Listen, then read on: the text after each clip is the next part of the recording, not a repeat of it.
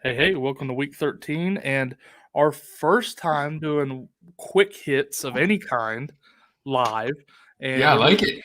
quick hits, the waiver hits for week 13. Tony, how you doing, my guy? Professor in the house. How you doing, Kyle? Doing good, man. I'm kind of digging that intro music. That's kind of catchy. I know, right? I do the same thing with this one, and then our BoomBust one, we got a pretty good one. And it's like you kind of get grooving a little bit, and then it cuts to my face. I'm like, oh, deer in the headlights, time to go. But We got to do a thing like when we hit it. When we get a certain number of viewers, I'm gonna have a full orchestra behind me play the intro music. there you go. Yeah, That'd be all right. You should we'll do that live, anyway. fully live. You should do it anyways. That'd be fun. You just see this whole orchestra just march it, like file in, and just Yeah, start man, playing. let's do it. Let's do it up. I don't even know how, but yeah, that would be That was close. That was close. pretty funny. Yeah, I'm not sure what instruments make those sounds though. I was doing a violin, but I'm pretty sure there's no violins in that intro music. Is the only thing orchestra related I could do on camera, and you could see. All right, man. Let's jump into some waiver wire stuff here. Yeah, let's do Hopefully it. by the time we get through a few guys, we'll have some questions rolling in here. Who's at the top of your waiver list this week? Who's your top waiver ad?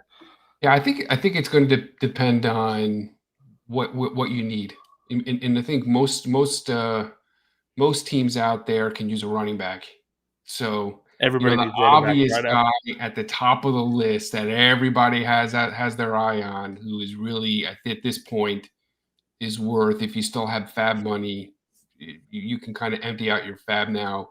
This is your lottery ticket with Alexander Mattison. I think this guy could turn into a league winner if you're able to get him. I made the big mistake. I'm in a forced roster league where I have Zeke and DeAndre Swift, and I watched that game on Thursday where DeAndre Swift got banged up, Zeke got banged up. I had Alexander Mattison as my third running back, and I got nervous that I wasn't going to have a guy to play this week. So I dropped him and I grabbed Devonta Freeman. And so now, I had been holding him just for this type of game.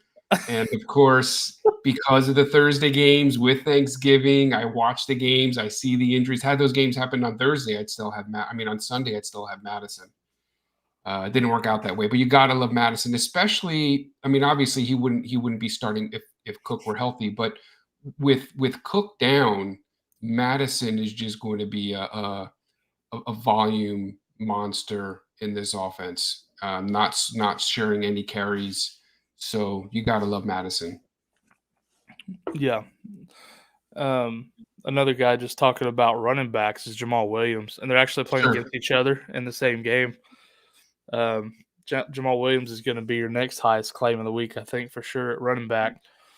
Yeah, no, I definitely like Jamal Williams. I think Madison gives you a potential RB1. Jamal Williams is probably maybe a low end RB2. The thing that I do like about Williams too, though, is he's also involved in that passing game.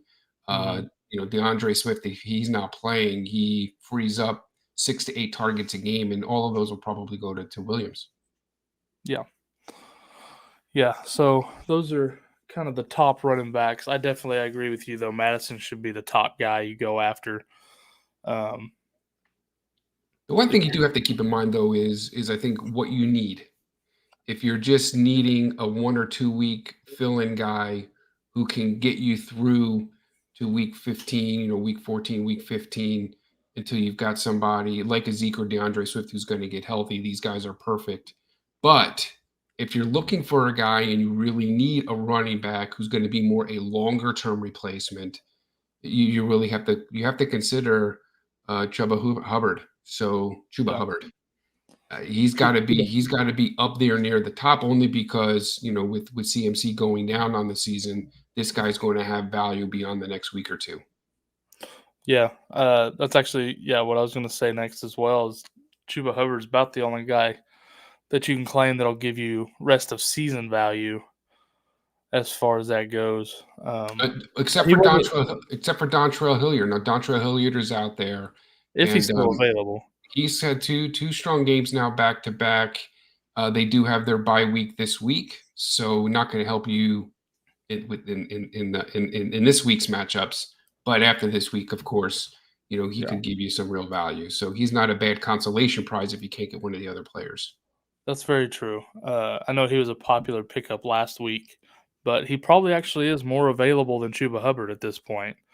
CMC owners, knowing what they know, probably wanted to hang on to Hubbard anyways. So Hubbard probably not very widely available, but definitely a good pickup. And the other guy is a guy that I just mentioned too, who still has availability in many leagues, is Devonta Freeman. He's now put together 3 back-to-back games where he really has dominated the touches out of that offense. So typically I haven't been crazy. I've been down on the Baltimore running backs, but I think Freeman is making a believer out of me. Yeah, and I think probably the last running back I want to throw out there is Boston Scott. Sure. No, that's a good one too. If you're just looking for someone who can get you some carries, you don't know I don't know how serious Sanders was hurt. Howard's still out. Great matchup this week. So Scott's another nice little pickup. If you miss out on all of those other guys and need a running back really bad, you could do worse than Boston Scott. And that's a guy that I think you're right. I mean, he's got a great matchup this week against the Jets. He could be a great plug and play for this 1 week matchup, and then get a handle on what's happening with Miles Sanders. I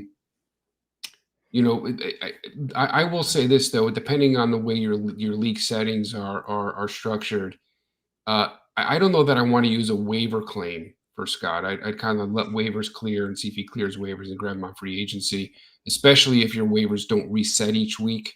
I don't know that I want to lose a waiver spot for him because we're not sure about Sanders, and I'd hate to lose a waiver spot to grab a guy who I might not be able to use. That's fair. I agree with that. Let's jump over to receiver. Is there anybody at receiver that jumps out at you on waivers this week? Yeah, I think there's one guy in particular that I like. Surprisingly, does it start with a V and have an and Jefferson in it? No, I've been all over Jefferson. Hopefully, you should have had. If you've been listening to me, you should have claimed him by now. I think he's still pretty widely available, if I'm not mistaken, though. So no, the one guy that really he because I've got Calvin Ridley. I own stock in Ridley, and when Ridley came out and announced that he was stepping away due to mental health reasons, I think many of us who own Ridley ran out and grabbed Russell Gage. So I played him that first week where he posted a goose egg, really scared me off of Gage. But he's beginning now to look like the type of receiver that at least I thought he was going to be, and what we've seen from him in past history. He could be a bigger and bigger part of this passing offense. And Matt Ryan is targeting him quite a bit. I mean, he's commanding almost a 30% target share right now. Teams seem to be set on taking out Kyle Pitts. They're bracketing him and they're double covering him. So that could leave Russell Gage open. He's a guy that I think, I'm very interested now in grabbing him and keeping an eye on what happens in that offense. Yeah, like you said, we were kind of expecting him to play this way when he first took over, and now everybody gave up and dropped him, and he starts playing. So if that happened in your league, it's not a bad idea to grab him.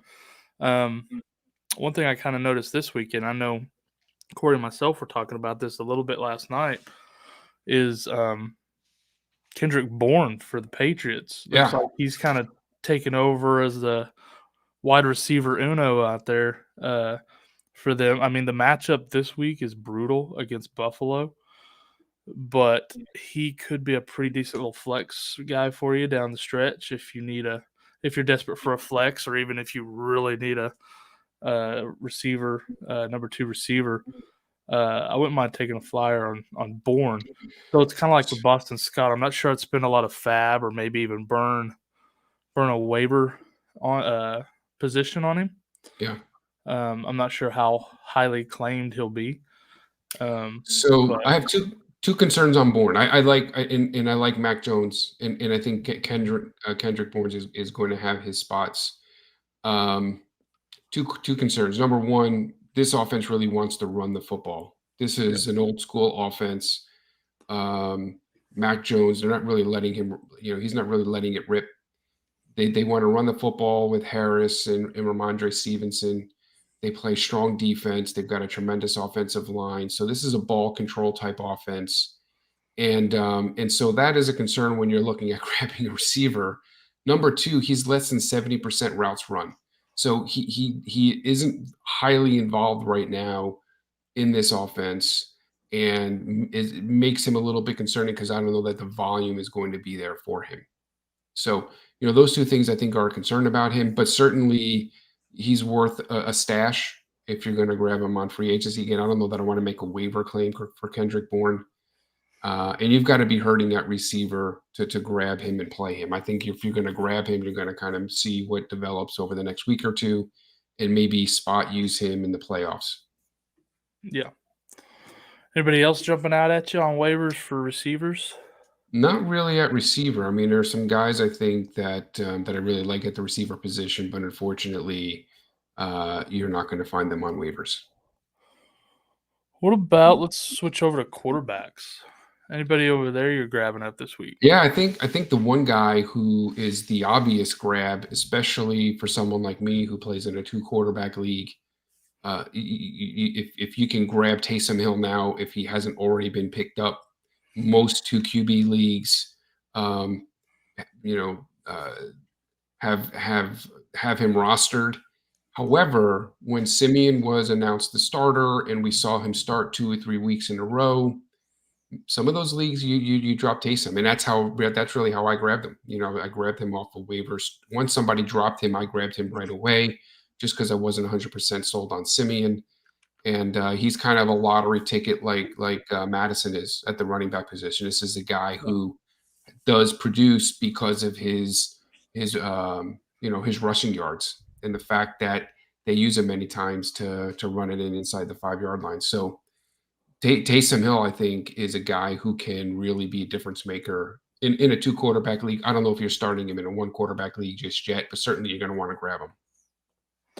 Yeah, I agree. I was actually looking to see in a couple of leagues of mine earlier when I was setting my waiver claims, seeing if I could squeeze him in just to kind of see how things shake out because he could be a league winner for someone if he Yeah, comes well, in and does well enough. so in my 2 quarterback league, I've got Derek Carr and I've got Russell Wilson. So I never thought I'd bench Russell Wilson, But here we are. but now with Taysom Hill, if Taysom Hill gets to start this week, I'm going to play him Thursday night, and I'm going to bench Russell Wilson until Seattle figures out its offense. Yeah, I like that plan. I don't think there's anybody else at quarterbacks really worth a waiver claim. There's a few Definitely out not. there with like some good matchups you might could stream or whatever, but not really worth mentioning here. What about tight ends? Anybody at tight end jumping out at you? Yeah, I mean, I don't know that there's anybody. Some leagues still have Freiermuth available. You'll be lucky if you can find a Logan Thomas. I'd keep an eye on the injury report with Fields and Dalton in Chicago. I still like Cole Kmet as a flyer at the tight end position. He had really started to come on. I don't know if there's anybody there that is worthy of a waiver claim, though. No, not worthy of a waiver claim, but after waivers runs, if you need a tight end, I would maybe keep an eye on Foster Moreau. He did pretty well filling in for Waller when he was hurt earlier in Sure. the year. So might be something to think about if you hit a desperate situation at tight end in a deeper league. Well, it's definitely an offense. That's a good call. It's definitely an offense that likes to feature the tight end. They've got it's kind of an offense that's built more or less around Darren Waller. So yeah, we saw what he did when Waller missed that one game, and certainly we could see him do that again. Yeah. And another one, I mean, you're probably not going to grab this guy, but if you lost Dan Arnold and he was your tight end, You got James O'Shaughnessy, or O'Shag Hennessy, as Corey and me like to call him. Might get you a couple catches a game, but you'd have to be in a really deep league to be looking his way. But those are just a couple of backups to guys that got hurt this week. So if you are desperate in a deep league, there you go. Yeah, I'll give you another guy too. You want to go desperation plays, but the one guy who seemed to kind of get his looks on Monday night, or last night, I should say, in that Seattle game was Everett, and he seemed to be the number one option in that passing offense. I think he was He's another target guy. leader, right? Last He night? was, yeah, he was, yeah, which is kind of crazy, but yeah, DK Metcalf running all over the field, not catching anything, but Everett's over there like, yep, gotcha, yep. Yeah, it wasn't that he wasn't catching anything. They weren't throwing him anything. He didn't have any targets until late in the third, early fourth quarters, which is crazy. That's ridiculous. But I think that's going to change. I mean, I have shares of DK, as you know, and he guy's just too talented. Somebody, I mean, if that's how they're going to run that offense, somebody needs to lose their job. When you've got a guy like that who is the most talented player on the field, and you don't make a point of trying to get him the football or have plays designed like a Deebo Samuel. Look how the Niners feature Deebo Samuel. That is really the type of offense that you should have with a guy like DK Metcalf. That's the type of talent he is. So I would, if that doesn't change, I would be shocked. Yeah, these teams that have a generational talent, you got to find a way to get the ball in their hands. I mean, that's all there is to it. You've got to kind of set up a game plan that features him, especially when you lose Chris Carson on the season. You don't have a running game. Yeah, that running game is atrocious right now. Yeah, it's so bad. Like, it's non-existent. It's so bad. So yeah, so that doesn't we talked about this a little bit last night. Doesn't make any sense to me. This guy is a Deebo Samuel, Cordell Patterson type guy, just a matchup nightmare, and a guy who's a playmaker. So anyway, we'll see how that works out. But Everett could be a sneaky pick if they don't make any changes in that offense. And yeah, so could very well be.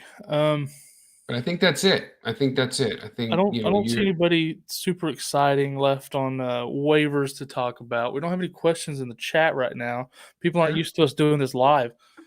So it's a new format for us. Yeah, they're not used to live, but I want to do one last little thing here before we call it a night. Maybe we'll call it a bonus nugget here.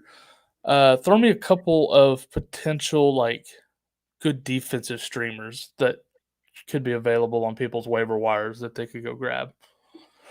I'm looking right now to see who's available, and I'll give you a couple of teams that you might be able to grab. The